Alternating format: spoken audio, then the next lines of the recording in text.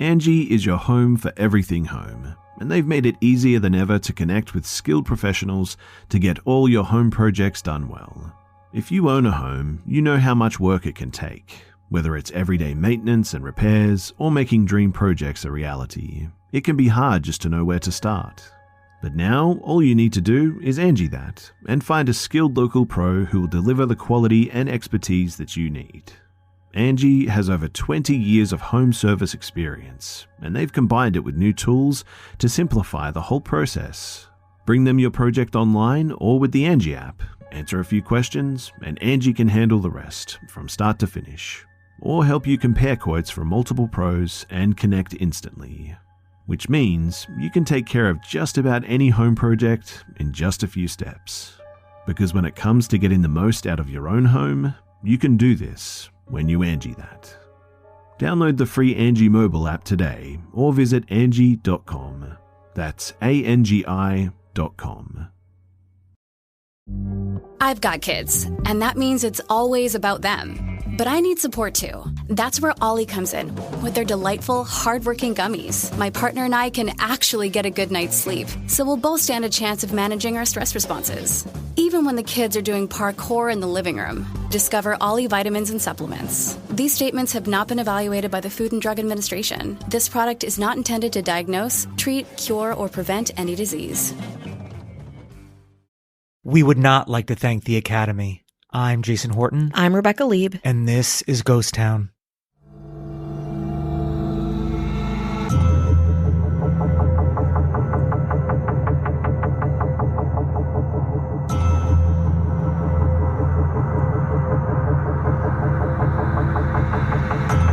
Aside from the Oscar statue itself, one of the most iconic elements of the famed Academy Awards is the envelope, the super confidential, sealed 6x9-inch booklet that conceals the year's categoric winners. Since 1941, the contents of said envelope has been a closely held secret, meticulously tabulated and guarded by consultants until seconds before their official announcement at the ceremony. That's all stuff you know. But the reason that this high-profile process occurs? Maybe it's something you don't know. In fact, it has something to do with leaked winners, headstrong actors, unions, and the power of ritual, one that's followed to the letter for over 80 years. Let's talk about Bette Davis, the LA Times, and the Oscars tabulation ritual of the long-enduring Academy Awards. The year was 1940, and back then, the Academy Awards gave the Los Angeles Times a list of the winners in advance of the ceremonies to promote the event after it occurred. Unfortunately, in the 8:45 p.m. edition of the night of the award ceremony, the paper published the results of the 1939 Oscars along with a big, flashy photo spread. Oops. Now, the 1939 Oscars were huge, and not just for this insane leak. Best Picture nominees were incredible, including Wuthering Heights, The Wizard of Oz, Goodbye Mr. Chips, Gone with the Wind, and Mr. Smith Goes to Washington. Hattie McDaniel became the first African-American to win a Best Supporting Actress for her role in Gone with the Wind, and Judy Garland was officially introduced as Hollywood royalty when she won the Academy's Juvenile Award for The Wizard of Oz. Yes, there was a Juvenile Award. The Juvenile Award was the Oscar for kid actors that was given out on and off from 1934 to 1960. Only a dozen people ever took one home, including Shirley Temple, who won the very first Juvenile Award Oscar, Mickey Rooney, Judy Garland, and Haley Mills, who won the last one for her work in Pollyanna. Of course, the award was always a little weird, itself a half-sized Oscar replica, and in 1960, kid performers were officially integrated into the regular actor categories. I'd love to do an episode on discontinued Oscar categories. Maybe we'll do that one as the big day gets closer.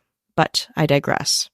The 1939 Academy Awards was a big deal for a lot of reasons, the LA Times leaking this very important information being, of course, one of them. As the Oscars website says, this leak happened, quote, much to the Academy's dismay, and made the results, quote, readily available to guests arriving for the event. Another reason this was such a big deal was not who was in the list of nominees, but in the years before, who wasn't, and the frustration around the Academy Awards basically being a kind of studio circle jerk, for lack of a better term. In an interview with Playboy published in July of 1982, Bette Davis adds that all of the studios used to divide the prizes up, really. They're much fairer today than they were. Are they, Bette Davis? Again, a conversation for a different episode. In any case, the tensions between the Academy, studios, and talent around the inner workings of the Academy Awards really starts in the 1930s, when rumors circulated that Warner Brothers exec told Academy members not to nominate Bette Davis for Best Actress for her critically acclaimed role in Of Human Bondage, the film adaptation of the W. Somerset Maugham novel by, drumroll, Warner Brothers' rival studio, RKO. At the time, almost all successful actors were contracted to a studio, and Davis belonged to Warner Brothers. But surprise, surprise, a lot of the actors' relationships to their studios were less than ideal. In fact, often they felt more of a prison than a business relationship. In her memoir, A Lonely Life, Davis describes the early roles the studio gave her as, quote, horrors. So when she was approached by RKO with a meaty role in a classic film adaptation where she was the lead, she begged her exec at Warner Brothers, Jack Warner, to, quote, loan her out. Eventually, he said yes, quote, because she was driving him crazy, Monica Roxanne Sandler, author of an article on politics at the early Oscars. Sandler explains that it's thought that Warner relented, as if to say, quote, you're not a big star, so go on, do this stupid film. It ended up being a great decision, as film scholars identify 1934's Of Human Bondage as Davis's breakout role. But of course, the subtext was that the headstrong Davis had kind of betrayed her home studio of Warner Brothers.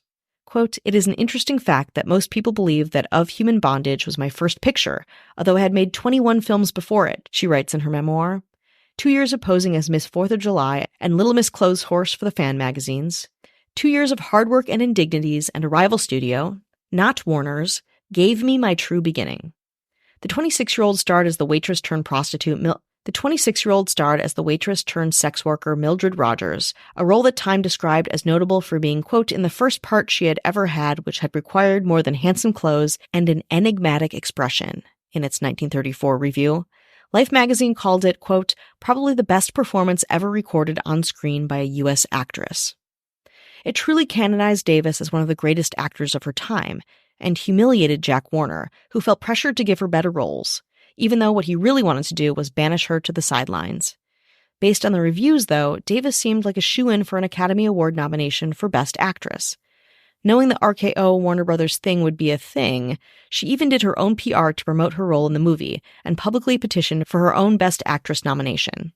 That outspokenness was also a part of who Davis was, and entertainment insiders didn't like how Davis made a real point. Talent didn't necessarily have to have any allegiances to a specific studio to make a good film.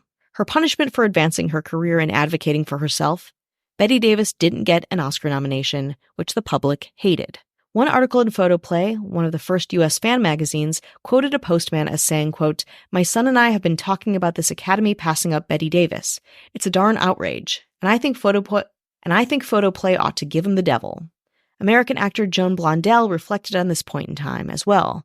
Quote, when they left Bette out, we all began taking a closer look and decided, hey, something's rotten in Beverly Hills. The Academy believes that this uproar marked the first time that there had ever been such a negative reaction to their selections. Rumors started spreading that producers had interfered, which they had, and got actors even more fired up to unionize. Davis herself joined in on the cries of conspiracy, which were dosed with a healthy amount of PR by Davis's own publicist. Quote, my bosses helped them by sending instructions to all their personnel to vote for somebody else, David said in her memoir. My failure to receive the award created such a scandal that gave me more publicity than if I had won it. Syndicated columnists spread the word, foul, and the public stood behind me like an army. Not since that decision in 1934 was so cavalier a verdict allowed to take place. Price Waterhouse was asked to step in the next year to count the votes, which they have done ever since. That's right. In 1935, the Academy ordered an outside firm to count the votes, instead of what was happening, votes being counted internally by people who were involved with the Academy, friends, producers, associates, producers. But 5 years later, the Academy would be embroiled in yet another scandal and needed a bit more safety and secrecy in their Academy counts and announcements. More after the break. Angie is your home for everything home, and they've made it easier than ever to connect with skilled professionals to get all your home projects done well. If you own a home, you know how much work it can take, whether it's everyday maintenance and repairs or making dream projects a reality. It can be hard just to know where to start. But now, all you need to do is Angie that and find a skilled local pro who will deliver the quality and expertise that you need.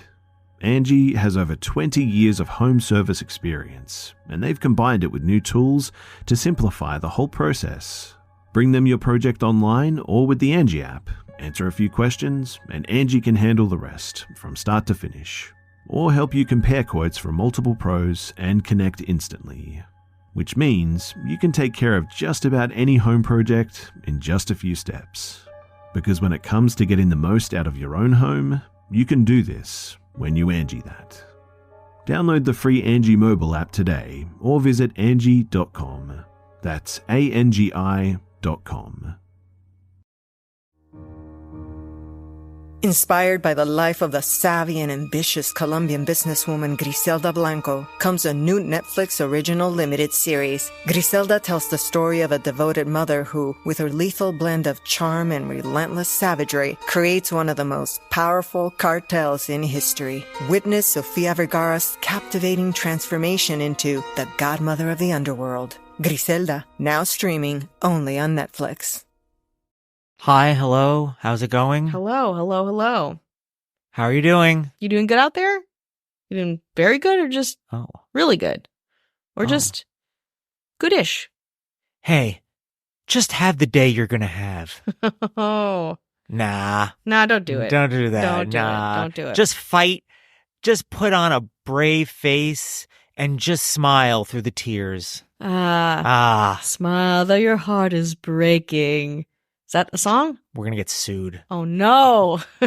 That's publicity, so not bad. Oh. We want to say hello to anyone who's listening, supporting us, spreading the good word of Ghost Town. Hello, hello, hello. We're so very thankful. Thank you. And to those of you that have shared and either liked or commented or shared or engaged with our new Instagram and or TikTok posts, we appreciate it. Mm-hmm. It's just at Ghost Town Pod at both of them. Mm-hmm. It helps. Easy.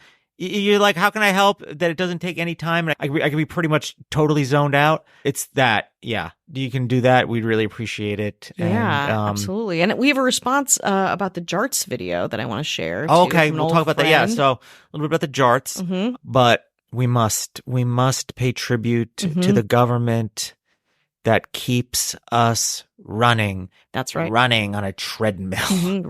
Running and catching and going and sweating and what's next? Sitting. Death? Eating. And sitting and Yeah. eating and sitting and eating. Mm. We got a little award ceremony of our own. The Ghost Town Government, the Mayor's category. Oh, yeah. This is a competitive category. Winner for best separating their recyclables with their regular garbage and really putting the time in. Nice. Not just being like, whatever. You're an artist. The earth appreciates it. And you're the winner. And the winner is Ashley Matson. Hello. For the person who made their travel water jug or mug or cup part of their personality. Nice. The one who did it the best. The one who really said, hey, look at my big cup. It keeps the hot hot, the cold cold.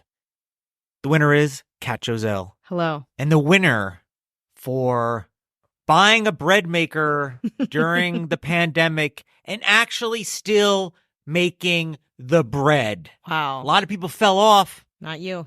Not this one. The winner is Kelly Meehan. Hello. And the winner for somebody when they say, I'm reading a book, they are actually reading a book, not just listening to an audiobook on a Peloton, which is most of the time, if you wait long enough, you find out nobody's actually reading a book, and then you feel bad that you don't read books for nothing because they're just like essentially listening to a podcast. It's just somebody talking the book. Actually following through and reading the book. Whoa. Casey Weber. Hello. And the winner for best dressed in what I personally imagine this person dresses like, me personally, Jason Horton. Not knowing how this person dresses at all. But I'm going to assume he doesn't wear the clothes wear him. Matthew Clemens LeRae. Sorry. Very specific. That's a tough category. Yeah, it's very tough. A weird win. This one's a controversial one. Uh-oh. People are snubbed. A lot of snubs. This is our Barbie. The winner for the person who will brag that they're good at math. Oh, I'm good at math. And it's like, great. Why are you working that into a conversation? Wow.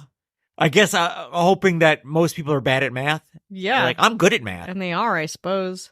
Nobody checks them on it. Yeah. There's Why no would test. They? How Why- could they? They're Yeah. worse at him than math, probably. The winner is that very long, Suspense. highly Jesus. contested category Okay. is Emma Hopkins. Hello.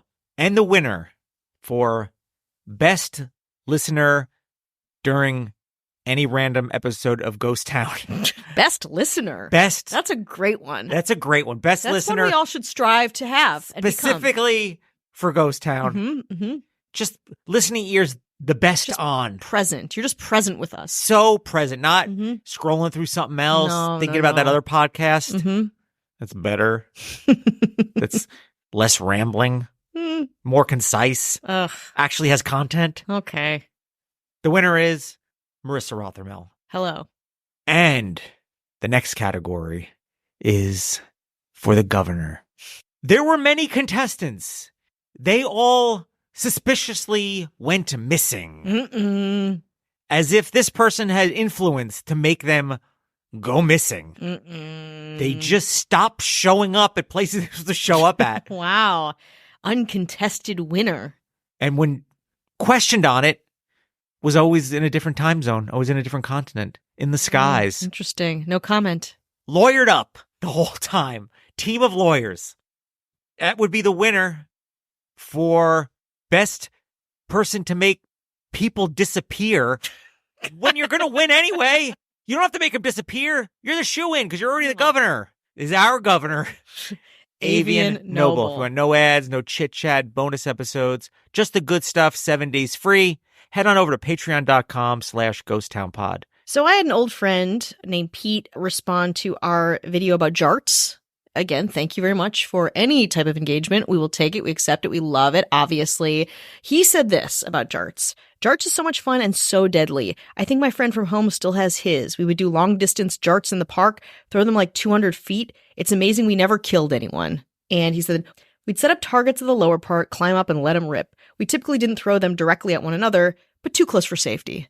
So he's really commenting on the American experience of jarts. I like getting the in-the-field, in-depth, experiential evidence that these things were fucking awful for you. So thank you so much, Pete, for messaging me. Since we're handing out thank yous, we have an Apple Podcast review. It's been a while, Oh, been a long, long while. but we appreciate it. If you haven't rated and reviewed us on Apple Podcasts or really anywhere, let us know. Now's the time. Now's the time. It's a new year. The time is now. Do it. I love you too. Heart emoji. 5 stars. I discovered your podcast a couple of months ago, and I've binged about 2/3 of the episodes so far. Holy shit.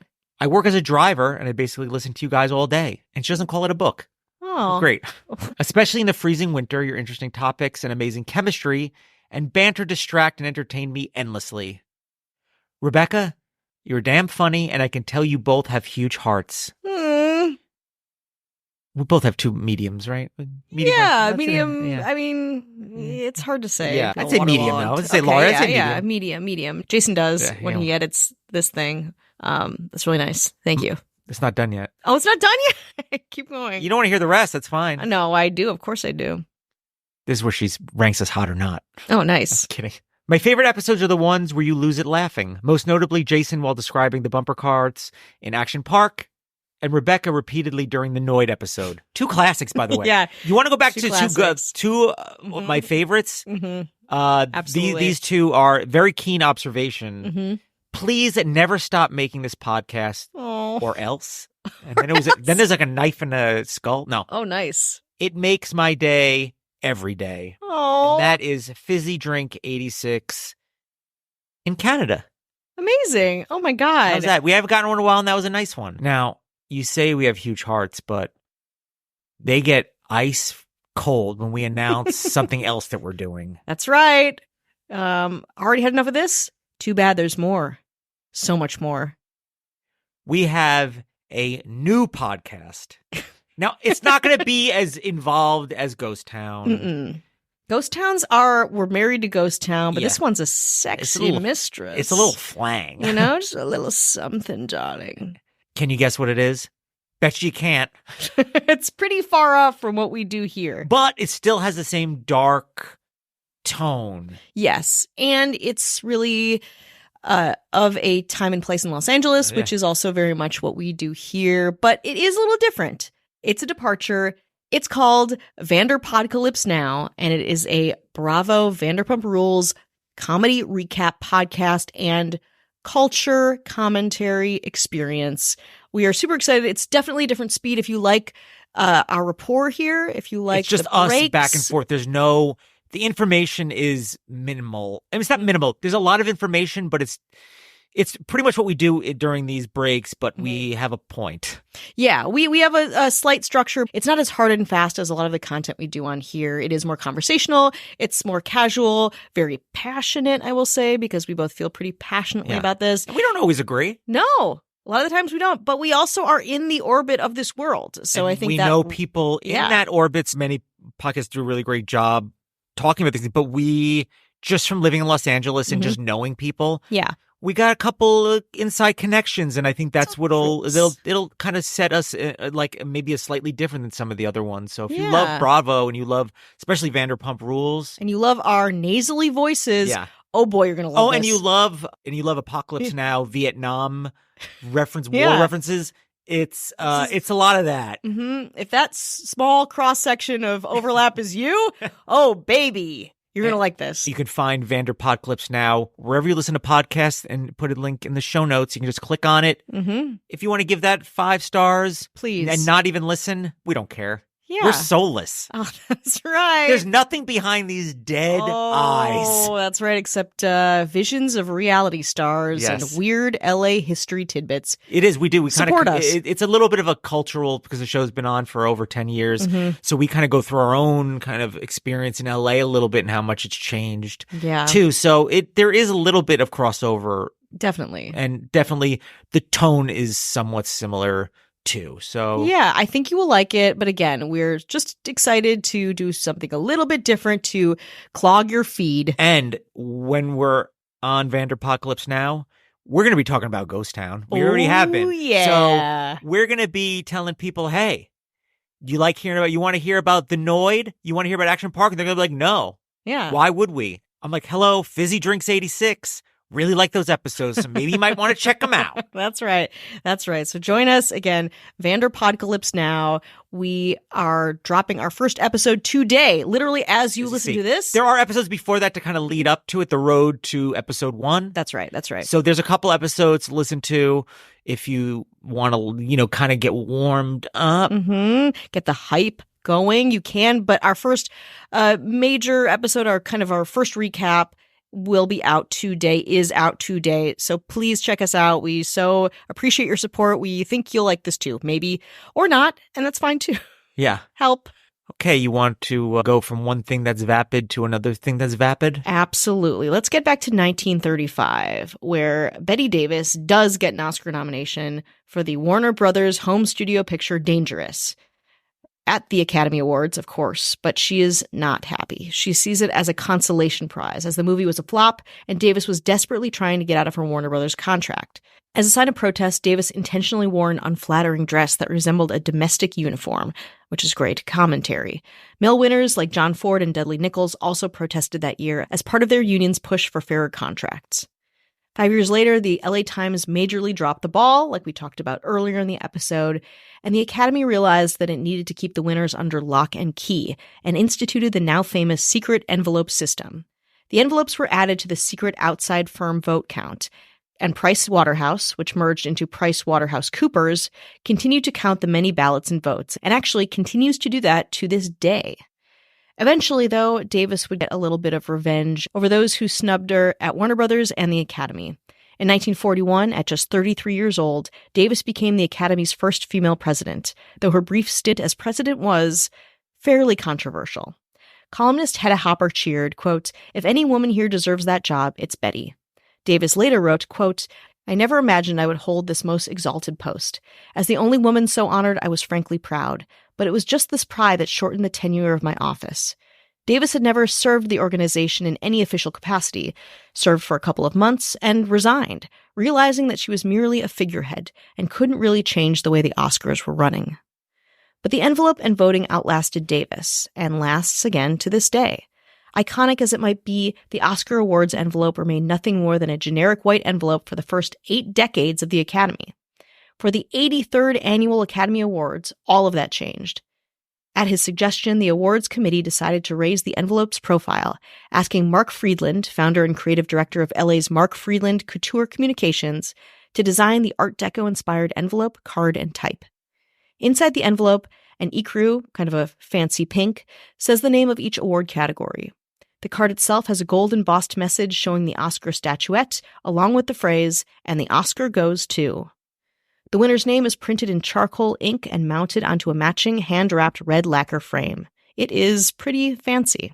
So how do Oscar winner tabulations actually work? It's pretty serious business.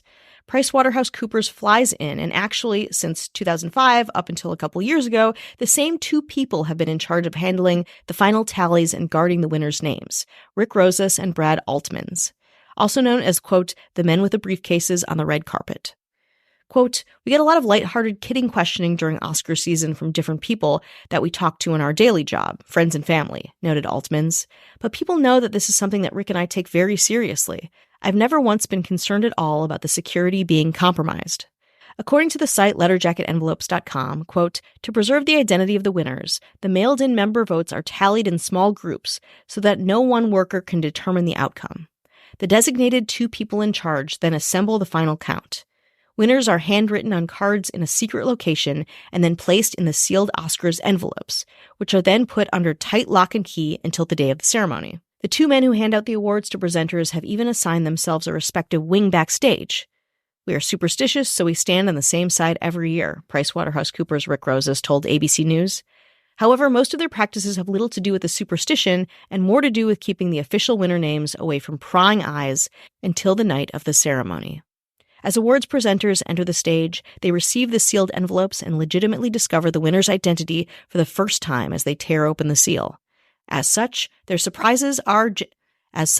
reactions are genuine, as are the actual winners that they announce. I know what you're thinking. I remember the Moonlight La La Land scandal of 2017. If this process is so buttoned up, what happened there? Well, even well-oiled machines sometimes break. At the 2017 Academy Awards, Warren Beatty and Faye Dunaway were presenting Best Picture, but when Beatty opened the envelope, he paused for a long few seconds. He looked at Dunaway, puzzled. She took the envelope and read it. La La Land. Up came the cast and crew, ready to make their speeches, obviously very humbled, excited, but then a representative from PricewaterhouseCoopers ran on stage saying he took the wrong envelope. He took the wrong envelope. Chaos abounded, as I'm sure, again, you remember. To this day, no one knows exactly how Beatty got the Best Actress envelope instead of the Best Picture envelope. While the secret is then out to the winners, for better, or, in 2017, for worse, the two Academy tabulators still retain other information that they must take to their graves, namely the people who almost won. Quote, every single year there are close races, and Rick and I count, recount again, just to be sure that we've got it dead accurate, Altmans confessed. With a twinkle in his eye, Rosas added, quote, the runner-up will never know.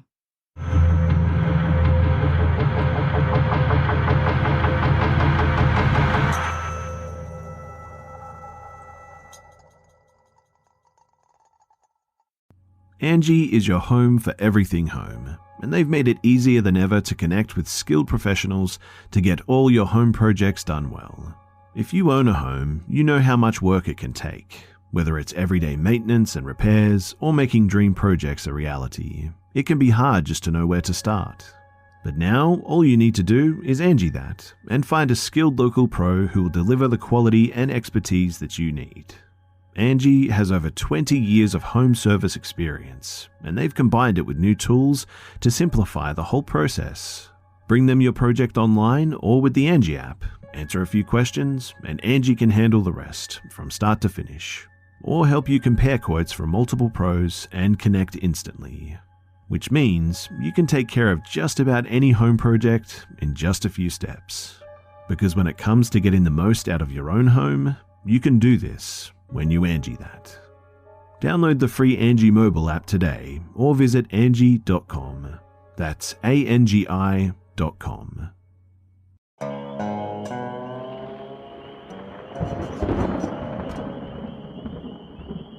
I wanted to tell you about our podcast, Drew Blood's Dark Tales, hosted by me, Drew Blood.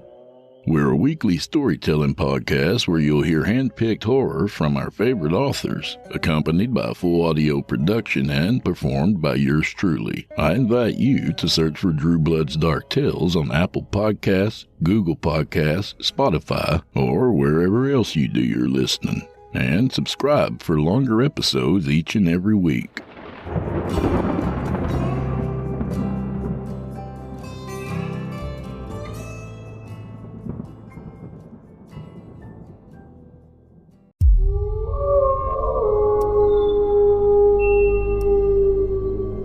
Listen closely.